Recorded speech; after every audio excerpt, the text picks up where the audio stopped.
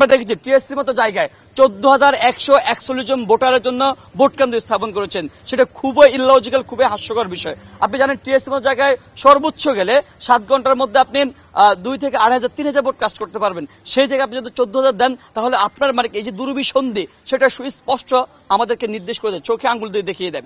আমরা দেখেন তারা বলছে বারবার করে, কয়েকদিন আগে যখন নির্বাচন কমিশন আপনার ঘোষণা করলো সেন্ট্রালে 6 পাতা ব্যালট পেপার এবং হলগুলোতে 1 পাতা 7 পাতার একজন ভোটারকে 39টা ভোট দিতে হবে, সেই জায়গায় 6 থেকে 41 ভোট দিতে হবে, সেই জায়গায় আপনার 6 থেকে 7 মিনিট সময় লাগবে। এই যে 6 থেকে 7 মিনিট সময় দেওয়ার মতো সেই ক্যাপাসিটি কিংবা যে বুথগুলো সেই 39,000 শিক্ষার্থীকে কেন্দ্র করে তাদের সার্বিক পরিস্থিতি কেন্দ্র করে মনে হয় না সাজানো হয়েছে। আমরা বলেছি যে ভোট কেন্দ্রগুলো কিভাবে কাছাকাছি করা যায়।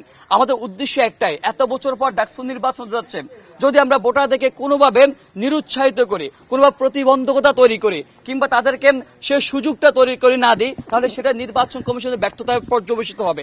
আমরা চাই ভোটাররা যেন নির্বিঘ্নে স্বাচ্ছন্দ্যে যে কোনো সুযোগ সুবিধা পেয়ে ভোট কেন্দ্রে উপস্থিত হতে পারে, সেটা এনশিওর করা জরুরি। এটা আমাদের আজকের মতো পরিস্থিতি।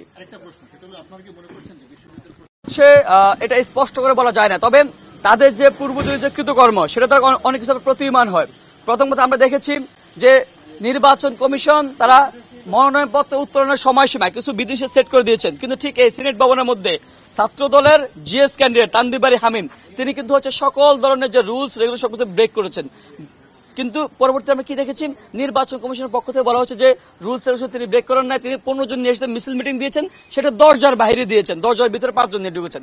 এটা যদি হয় মনোভাব, তাহলে অবশ্যই এটাকে আমি দুর্বিসন্ধি হিসেবে দেখি।